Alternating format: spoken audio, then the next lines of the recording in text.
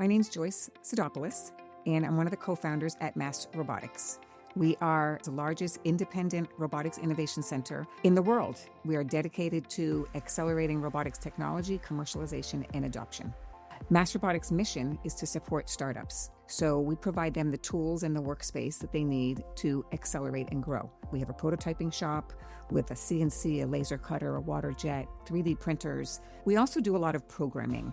So SOLIDWORKS has been a supporter of Mass Robotics from the beginning, from before we even had a physical location. They provide software tools for the startup. So most every startup, if they're coming out of college, they know SOLIDWORKS because they've learned it in their mechanical engineering class. Robotics is very capital intensive.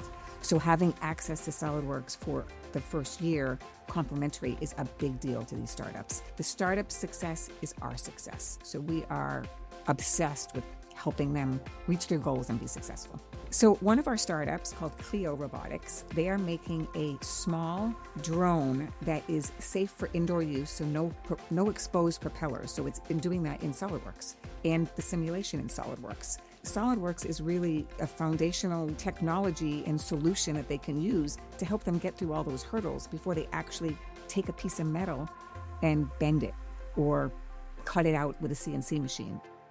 Dassault in general is amazing. We are also part of La Foundation, and they support us in some of our STEM programs. One in particular is called the Jumpstart Girls Fellowship Program. So we're having our 5th anniversary of being supported by them for this girls program. So the girls program is all about providing an inclusive, diverse workforce, providing them with the tools they need to go on and study and become engineers. So Dassault has been supporting us for 5 years now, and we're just about at 100 girls served. Last time we did our ecosystem map, we had just over 500 robotics companies within the greater Boston area.